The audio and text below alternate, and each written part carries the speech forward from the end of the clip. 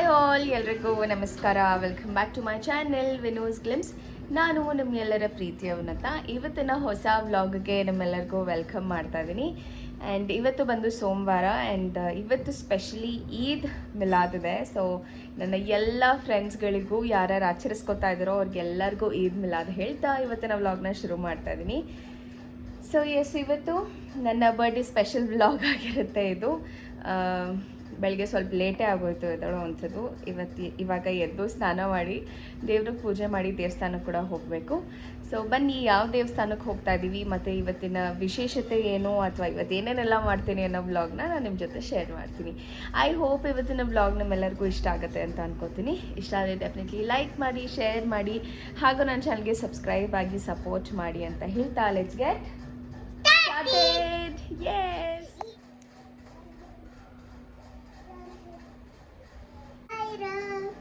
Happy birthday, dear Bhairav. ಭೈರವ್ದ ಮಮ್ಮಿದ ಇವತ್ತು birthday. Bhairav. ಮಮ್ಮಿದಲ್ವಾ?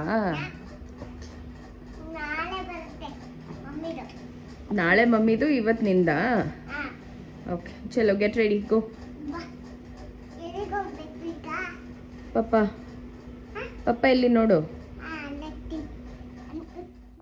ಇನ್ನು ಹುಟ್ಟಿದಬ್ಬ ಅಂದರೆ ದೇವಸ್ಥಾನಕ್ಕೆ ಹೋಗುವಂಥದ್ದು ಚಿಕ್ಕದ್ರಿಂದ ರೂಢಿಯಾಗಿದೆ. ಇನ್ನು ಇವತ್ತು ಕೂಡ ಅದೇ ರೀತಿ ಒಂದು ದೇವಸ್ಥಾನಕ್ಕೆ ಹೋಗೋಣ ಅಂತ ಅಂದ್ಕೊಂಡ್ವಿ. ಆ್ಯಕ್ಚುಲಿ ಇವಾಗ ಹೋಗ್ತಿರೋ ಅಂಥದ್ದು ಗಣಪತಿಯ ದೇವಸ್ಥಾನ. ಇನ್ನು ಎಲ್ಲಿದೆ ಆ ಗಣಪತಿ ದೇವಸ್ಥಾನ, ಯಾಕೆ ಅದೇ ದೇವಸ್ಥಾನಕ್ಕೆ ಹೋಗ್ತಾ ಇದ್ದೀವಿ ಅಂತ ಇನ್ನು ಹೋಗ್ತಾ ಮುಂದೆ ವ್ಲಾಗಲ್ಲಿ ಹೇಳ್ತೀನಿ. ಇನ್ನು ಗಣಪತಿಗೆ ಬಹಳನೇ ಇಷ್ಟ ಆಗುವಂಥ ಕರ್ಜಿಕಾಯಿನ ಮಾಡ್ಕೊಂಡಿದ್ದೀವಿ. ಕರ್ಜಿಕಾಯಿ ಹಾರ ಕೊಟ್ಟರೆ ಗಣಪತಿಗೆ ಬಹಳನೇ ಪ್ರೀತಿ ಆಗುತ್ತೆ ಅಂತ ಹೇಳಿ ಅಮ್ಮ ಇಲ್ಲಿ ಕರ್ಜಿಕಾಯಿನೆಲ್ಲ ಹಿಂದಿನ ದಿವಸನೇ ರೆಡಿ ಮಾಡಿ ಇಟ್ಟಿದ್ದಾರೆ. ಇನ್ನು ಹಿಂದಿನ ದಿವಸ ಅಂತೂ ನನಗೆ ಸಿಕ್ಕಾಬಟ್ಟೆ ಸುಸ್ತು, ತಲೆನೋವು ಜಾಸ್ತಿ ಆಗೋಗ್ಬಿಟ್ಟಿತ್ತು. ಯಾಕೆ ಅಂತ ಗೊತ್ತಿಲ್ಲ, ಪ್ರೆಗ್ನೆನ್ಸಿಲಿ ಈ ರೀತಿ ತಲೆನೋವು ಆಲ್ಮೋಸ್ಟ್ ಕಂಟಿನ್ಯೂಸ್ ಆಗಿದೆ ಅಂತಲೇ ಹೇಳ್ಬೋದು. ಫಸ್ಟ್ ಪ್ರೆಗ್ನೆನ್ಸಿಲಿ ಏನೂ ಇಷ್ಟು ಡಿಫ್ರೆನ್ಸ್ ಅನಿಸಿರಲಿಲ್ಲ ತುಂಬ ತಲೆನೋವು ಅಂತ, ಬಟ್ ಈ ಸತಿ ತುಂಬ ತಲೆನೋವು ಅಂತ ಅನ್ನಿಸ್ತಾ ಇದೆ. ಹೆಂಗೋ ಮ್ಯಾನೇಜ್ ಮಾಡಿಕೊಂಡು ಸಮಾಧಾನ ಮಾಡಿಕೊಂಡು ಅದು ತುಂಬ ತಡೆಯೋಕ್ಕಾಗ್ದಲ್ಲೇ ಇದ್ದಾಗ ಒಂದು ಡೋಲೋ ತೊಗೊಂಡು ಹೆಂಗೋ ಸಮಾಧಾನ ಮಾಡ್ಕೊತಾ ಇದ್ದೀನಿ. ಬಟ್ ಅಮ್ಮ ಹೆಂಗೋ ಕರ್ಜಿಕಾಯಿ ಆರಾಮ ಹಾಕಬೇಕು ಅಂತ ಅಂದ್ಕೊಂಡಿದ್ದಕ್ಕೆ 21 ಕರ್ಜಿಕಾಯಿನ ಎಲ್ಲ ಮಾಡಿ ರೆಡಿ ಮಾಡಿ ಇಟ್ಟಿದ್ರು. ಇನ್ನು ಬೆಳಗ್ಗೆ ಎದ್ದು ಸ್ನಾನ ಎಲ್ಲ ಮಾಡಿಕೊಂಡು ರೆಡಿಯಾಗಿ ಹೋಗೋದಷ್ಟೇ ಬಾಕಿ ಇತ್ತು. ಇನ್ನು ಹೋಗ್ತಾ ಅಲ್ಲಿ ಏನಾದರೂ ಹೊರಗಡೆ ತಿನ್ನೋದಕ್ಕೆ ಅಷ್ಟು ಸೆಟ್ ಆಗೋದಿಲ್ಲ. ಇನ್ನೂ ನನಗೆ ಜಾಸ್ತಿ ಮನೆ ಫುಡ್ಡೇ ಇಷ್ಟ ಆಗ್ತದೆ, ಹೊರಗಡೆ ಏನೂ ತಿನ್ನಬೇಕಂತ ಕೂಡ ಅನ್ನಿಸ್ತಾ ಇಲ್ಲ. ಹಾಗಾಗಿ ಇನ್ನೂ ಬಿಸಿಲು ಕೂಡ ತುಂಬ ಜಾಸ್ತಿನೇ ಇದೆ. 2-3 ದಿವಸದಿಂದ ಸಿಕ್ಕಾಬಟ್ಟೆ ಬಿಸಿಲು ಅನ್ನಿಸ್ತಾ ಇದೆ. ಸೊ ಅದಕ್ಕೆ ಹೋಗ್ತಾ ಗಾಡೀಲಿ ಒಂದು ಸ್ವಲ್ಪ ಹಣ್ಣು ತಿನ್ಕೊಂಡು ಹೋಗೋಣ ಅಂತ ಹೇಳಿ ಕಲ್ಲಂಗಡಿ ಇತ್ತು, ಅದನ್ನು ನೀಟಾಗಿ ಕಟ್ ಮಾಡಿ ಬಾಕ್ಸ್ ಒಳಗೆ ಹಾಕ್ಕೊತಾ ಇದ್ದೀನಿ. ಹೋಗ್ತಾ ಗಾಡಿನಲ್ಲಿ ಭೈರವು ಏನಾದರೂ ಬೇಕು ಅಂತ ಕೇಳ್ತಾನೆ. ನನಗೂ ಅವಾಗವಾಗ ಹಸಿವು ಆಗುತ್ತೆ ಅಲ್ಲ, ಸೊ ಹಾಗಾಗಿ ಹೋಗ್ತಾ ಒಂದು ಸ್ವಲ್ಪ ವಾಟರ್ ಮೆಲನ್ ಆದರೂ ತಿನ್ಕೊಂಡು ಹೋಗೋಣ ಅಂತ ಇಲ್ಲಿ ಕಟ್ ಮಾಡಿ ಹಾಕ್ಕೊಳ್ತಾ ಇದ್ದೀನಿ. ಇನ್ನು ಈ ಬಿಸಿಲಿಗೆ ಏನೂ ಮಸಾಲೆ ಐಟಮ್ ತಿನ್ನಬೇಕು ಅಂತ ಅನಿಸೋದಿಲ್ಲ. ಹಾಗಾಗಿ ಮಮ್ಮಿಗೆ ಲೈಟಾಗಿ ಚಿತ್ರಾನ್ನ ಮಾಡಮ್ಮ ಅಂತ ಹೇಳಿ ಚಿತ್ರಾನ್ನ ತಿನ್ಕೊಂಡು ಮನೆಯಿಂದ ಹೊರಟ್ವಿ. ಇನ್ನು ಹೊರಡೋಷ್ಟೊತ್ತಿಗೆ ಮಧ್ಯಾಹ್ನನೇ ಆಗೋಗ್ಬಿಟ್ಟಿತ್ತು. ಹತ್ತತ್ರ 1:30-2 ಗಂಟೆ ಆಗೋಗಿತ್ತು ಹೊರಡೋಷ್ಟೊತ್ತಿಗೆ. ಸರಿ, ಇನ್ನು ಈ ಬಿಸಿಲಲ್ಲಿ ಹೊರಡ್ತಾ ಇದ್ದೀವಿ, ಏನಾದರೂ ಬೇಕು ಐಸ್ ಕ್ರೀಮ್ ಇಲ್ಲ ತಣ್ಣಗೆ ಏನಾದರೂ ತಿನ್ನೋದಕ್ಕೆ ಅಂತ ಅಂದ್ಕೊಂಡು ವಾಟರ್ ಮೆಲನ್ ಹೆಂಗೋ ಫ್ರಿಜ್ಜಲ್ಲಿತ್ತು. ಸೊ ಹಾಗಾಗಿ ತಣ್ಣಗೆ ಕೂಡ ಇದೆ ಅಂತ ಹೇಳಿ ಆಲ್ಮೋಸ್ಟ್ ಒಂದು ಅರ್ಧದಷ್ಟು ಕಲ್ಲಂಗಡಿ ಹಣ್ಣು ಕಟ್ ಮಾಡ್ಕೊಂಡು ಬಾಕ್ಸ್ ಹಾಕ್ಕೊತಾ ಇದ್ದೀವಿ. ಇನ್ನು ಇವತ್ತು ಈದ್ ಇರೋದ್ರಿಂದ ರಜೆ ಕೂಡ ಇತ್ತು, ಕಾಲೇಜಿಗೆ ಹೋಗಬೇಕು ಅನ್ನೋ ಟೆನ್ಷನ್ ಕೂಡ ಇಲ್ಲ.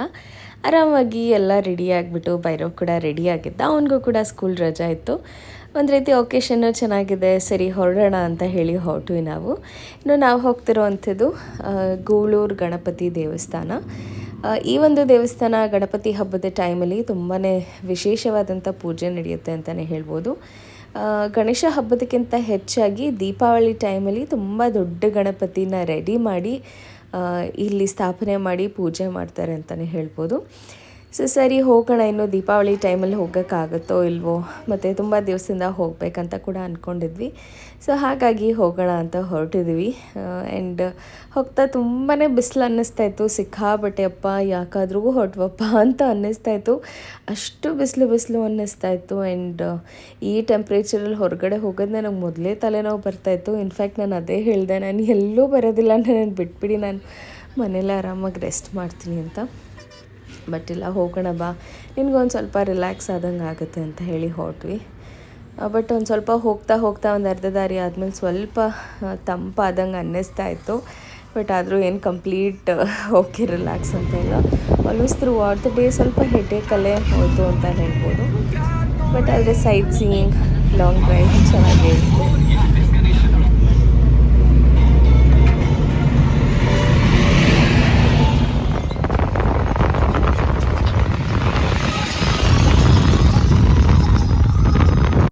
ಇನ್ನೇನು ಹೋದ್ವಿ, ಊರೊಳಗೆ ಹೋಗ್ತಿದ್ದಂಗೆ ಫುಲ್ಲು ಜೋರು ಸೆಲೆಬ್ರೇಷನ್ ನಡೀತಾ ಇತ್ತು.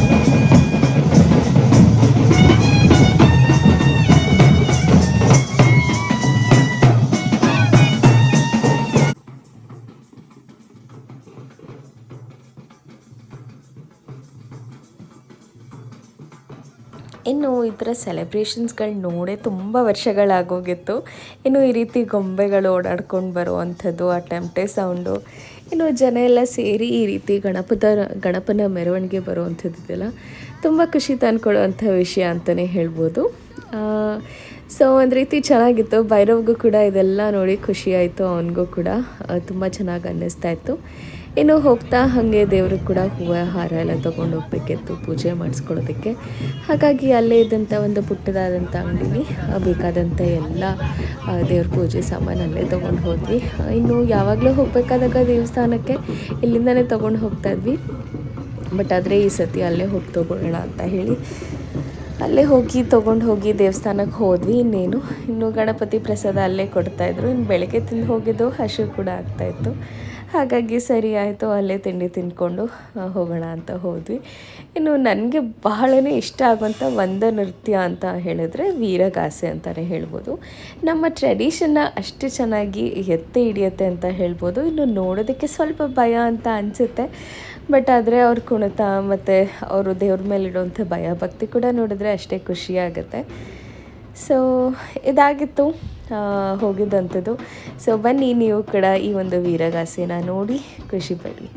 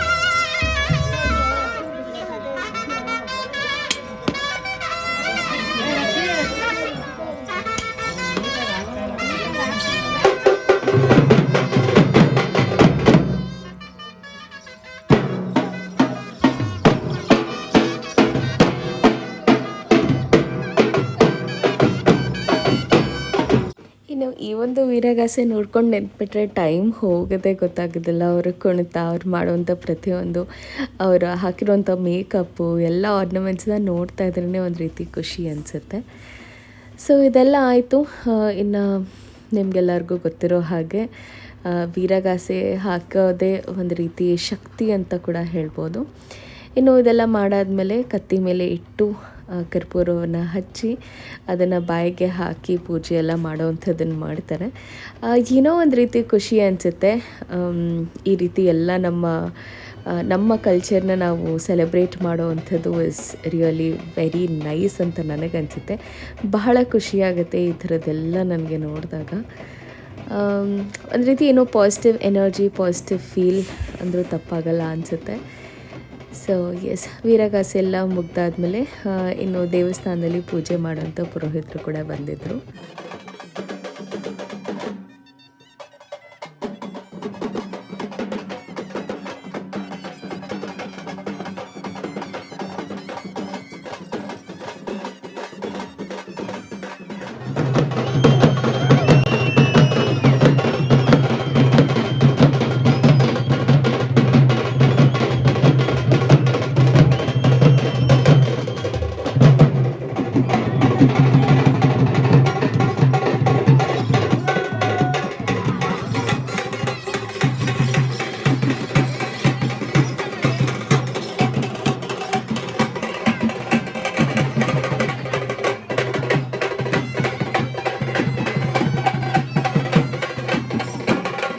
ದಿಬ್ಬಣ ಎಲ್ಲ ಮುಂದಕ್ಕೆ ಹೊರಟಾದ್ಮೇಲೆ ದೇವಸ್ಥಾನದ ಒಳಗಡೆ ಹೋದ್ವಿ ನಾವು. ದೇವಸ್ಥಾನದ ಒಳಗಡೆ ನೀವು ಈಗೇನು ನೋಡ್ತಾ ಇದ್ದೀರ, ಇಲ್ಲಿ ದೊಡ್ಡ ಗಣಪತಿಯ ಸ್ಥಾಪನೆ ಆಗುತ್ತೆ.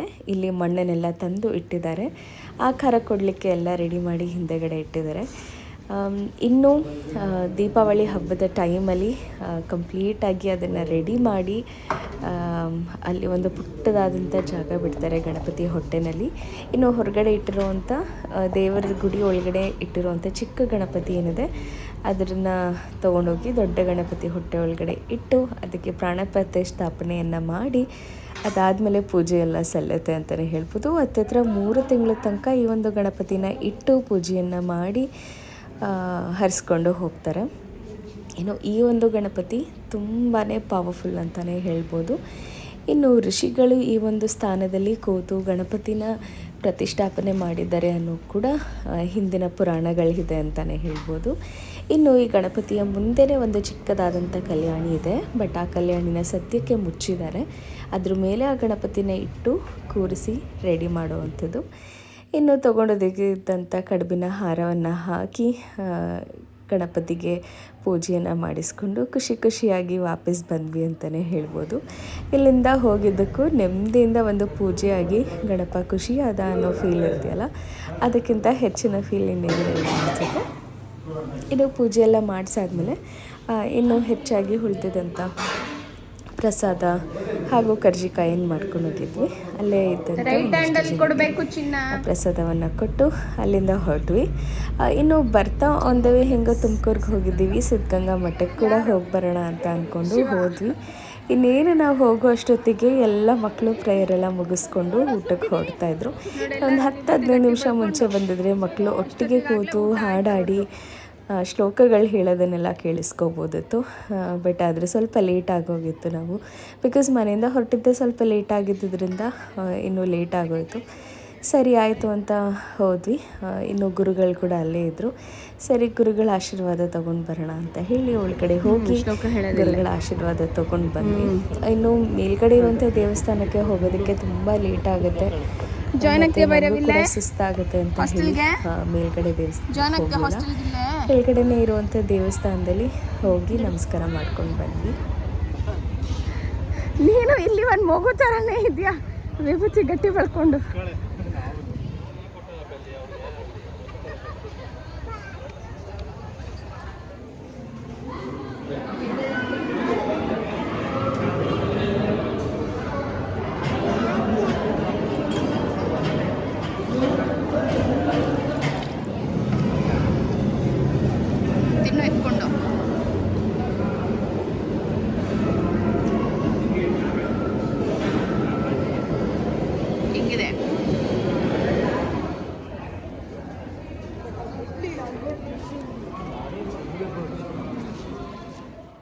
ಇನ್ನು ಮಠದಲ್ಲೇ ಪ್ರಸಾದವನ್ನು ಊಟ ಮಾಡಿಕೊಂಡು ಅಲ್ಲಿಂದ ಹೊರಟ್ವಿ. ಇನ್ನು ಬರ್ತಾ ಒಂದು ಭೈರವ್ ಇನ್ನೂ ಹೊಟ್ಟೆ ಹಸುತ್ತಾ ಇದೆ ಅಂತ ಹೇಳ್ದೆ. ಅಲ್ಲೊಂದು ಸ್ವಲ್ಪನೇ ತಿಂದಿದ್ದರಿಂದ ಬರ್ತಾ ಹಾಗೆ ಹೋಟೆಲಲ್ಲಿ ಊಟ ಮಾಡಿಕೊಂಡು and as anything will not end with an ice cream for Bhairav. So ice cream ತಿಂದ್ಕೊಂಡು ವಾಪಸ್ ಮನೆಗೆ ಬಂದ್ವಿ. ಸೊ ಇದಾಗಿತ್ತು ಇವತ್ತಿನ ವ್ಲಾಗ್. ಐ ಹೋಪ್ ಇವತ್ತಿನ ವ್ಲಾಗ್ ನಿಮ್ಮೆಲ್ಲರಿಗೂ ಇಷ್ಟ ಆಗಿದೆ ಅನ್ಕೋತೀನಿ. ಇಷ್ಟ ಆಗಿದ್ರೆ ಡೆಫಿನೆಟ್ಲಿ ಲೈಕ್ ಮಾಡಿ, ಶೇರ್ ಮಾಡಿ, ಹಾಗೂ ನನ್ನ ಚಾನಲ್ಗೆ ಸಬ್ಸ್ಕ್ರೈಬ್ ಆಗಿ ಸಪೋರ್ಟ್ ಮಾಡಿ ಅಂತ ಹೇಳ್ತಾ ಮತ್ತೆ ಸಿಗ್ತೀನಿ ಮುಂದಿನ ವ್ಲಾಗಲ್ಲಿ. ಅಲ್ಲಿವರೆಗೂ ನಮಸ್ಕಾರ.